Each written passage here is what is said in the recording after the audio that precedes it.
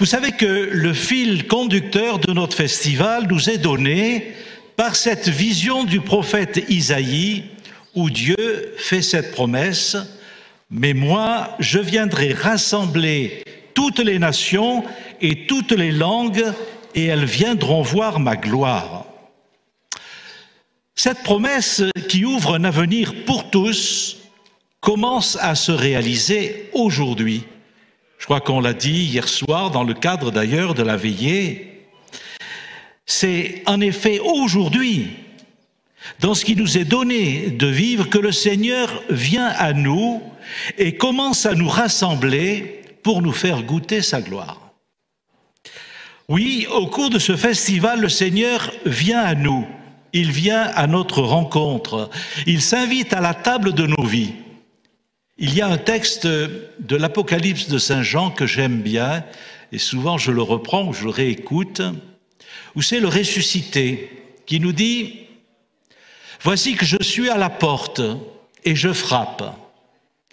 Chez celui qui entend ma voix et qui m'ouvre, j'entrerai et nous mangerons en tête à tête, lui avec moi et moi avec lui. » Voilà. Je crois que c'est très beau ça. Le Seigneur ne cesse de venir à nous et de frapper à la porte de nos vies. Mais le Seigneur n'entre pas par effraction, comme un voleur. Il respecte trop notre liberté. Donc il frappe et il attend que nous lui ouvrions.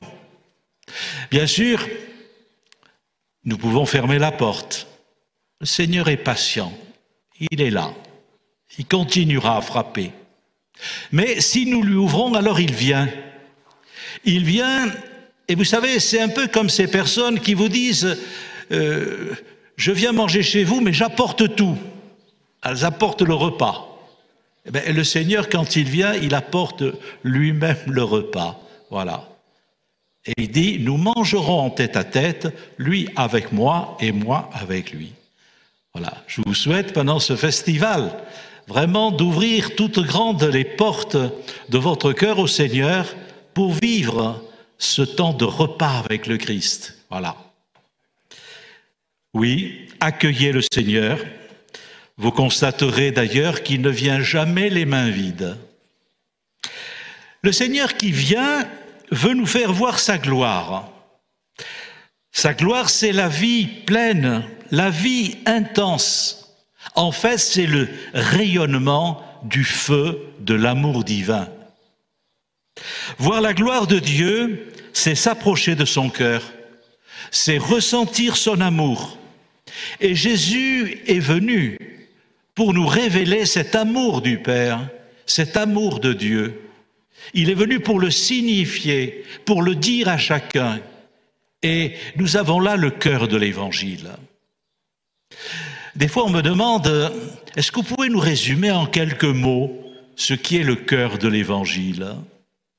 Et je me risque à dire ceci, je crois que ce qui est au cœur de la parole de Jésus, c'est de dire à chacun, tu es aimé, qui que tu sois, tu es aimé. Quel que soit le jugement que les autres peuvent porter sur toi, que tu peux porter sur toi-même à certains jours, dis-toi que tu es aimé. Tu es aimé gratuitement. Tu es le fils, tu es la fille bien-aimée du Père, alors laisse-toi aimer. Voilà. La première parole de Jésus, avant même de dire tu es invité à aimer, c'est laisse-toi aimer. Voilà.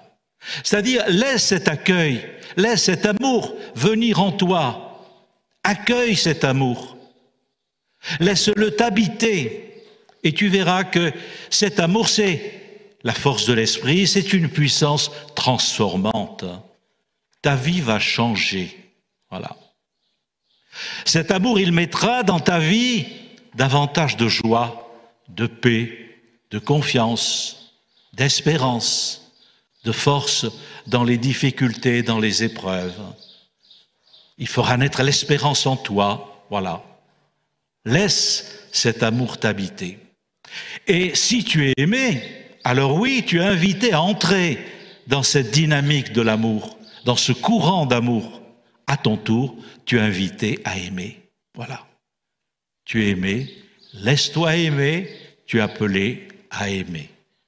Voilà, me semble-t-il, ce qui est le cœur de l'Évangile. Alors, pendant ce festival, prenons le temps pour nous laisser aimer par le Seigneur. Goûtons la miséricorde de Dieu. Laissons-nous réconcilier avec lui, avec nous-mêmes, avec les autres aussi.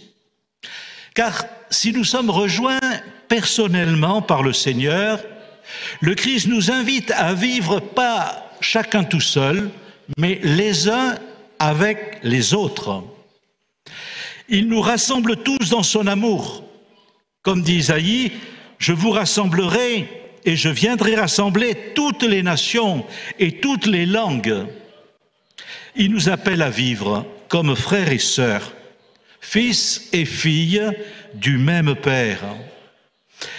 Il nous fait vivre une véritable communion dans l'accueil de nos différences. Il nous appelle tous à venir à sa rencontre. Aucun n'est oublié, aucun n'est abandonné sur le chemin. Le Seigneur nous invite à élargir l'espace de notre tente, à ouvrir plus largement notre cœur. Oui, le Seigneur nous invite à dilater notre cœur, à élargir notre cœur. Parce que notre cœur, il est à la fois sélectif, intermittent et des fois intéressé. Il est sélectif, c'est-à-dire il y a ceux que nous aimons et puis ceux que nous aimons moins, que nous n'aimons pas. Le Seigneur nous demande de devenir le prochain de tout homme, alors que spontanément, le prochain, souvent pour nous, c'est celui qui est proche, celui avec qui nous avons des liens d'affection, de sympathie, les atomes crochus. Puis après, il y a les autres. Et le Seigneur nous dit non, le prochain, c'est pas ça.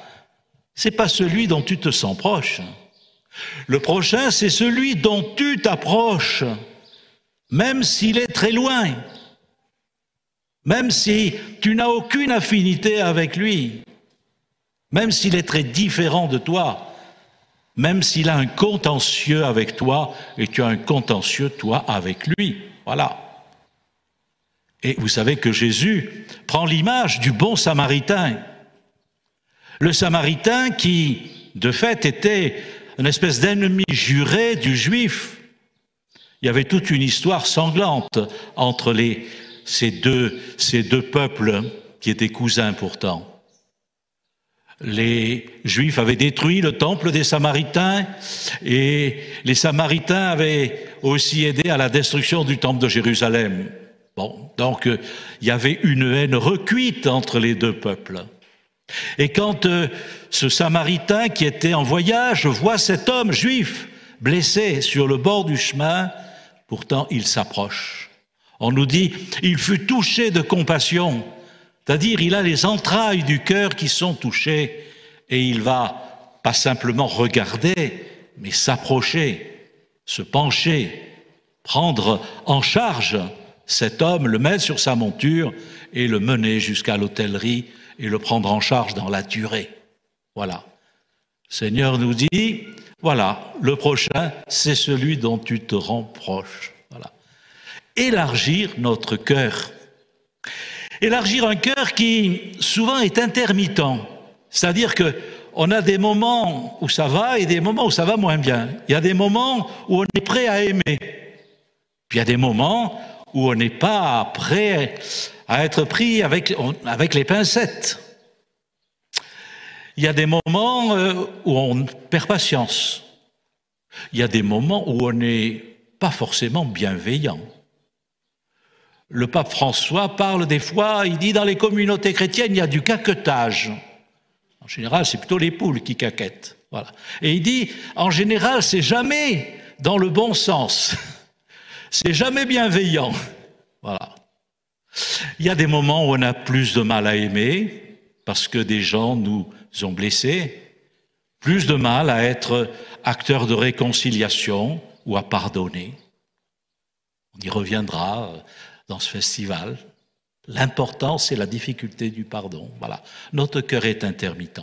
Enfin, notre cœur, il est des fois de l'ordre du donnant-donnant. C'est-à-dire, on veut bien aimer si on est sûr de recevoir un peu autant que l'on donne. Vous savez, j'ai vu ça, des gens qui, à Noël, achetaient des cadeaux en fonction, justement, des cadeaux qu'ils recevaient. Oh, ben tiens, il a mis 35 €, ben on ne met pas plus, hein. Voilà. On est dans cet ordre de la logique. Et c'est vrai que des fois, sur le plan affectif, c'est ça. Bon, il ne répond plus, elle ne répond pas, bon, ben, laisse tomber, hein. Voilà. Bon. Si nous contemplons l'amour dont nous sommes aimés, hein, c'est Saint Paul dans l'Épître aux Romains qui médite sur la merveille de cet amour. Rien ne pourra nous séparer de l'amour de Dieu manifesté en Jésus-Christ. Voilà. Cet amour dont Jésus nous a donné le vrai visage. Aimez-vous les uns les autres comme je vous ai aimé. C'est-à-dire, avec le Christ, nous sommes à l'école du véritable amour. Voilà. Un amour qui est gratuit, un amour qui est généreux, un amour qui est bienfaisant et bienveillant, un amour qui est universel, un amour qui est fidèle.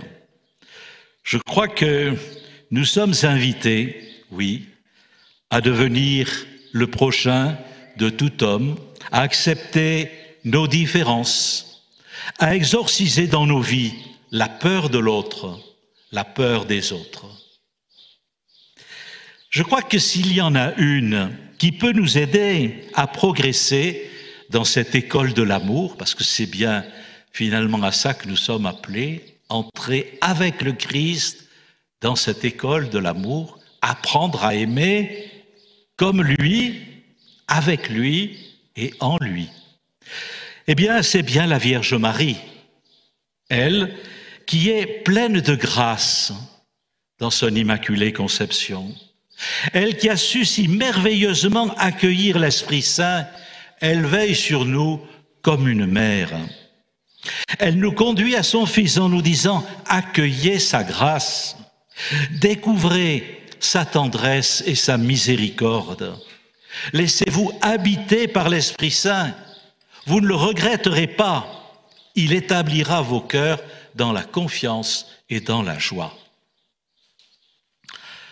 Heureux l'homme qui aime le Seigneur et qui est aimé par lui. C'est le psaume 1er qui dit « Il ressemble à l'arbre planté auprès d'un cours d'eau.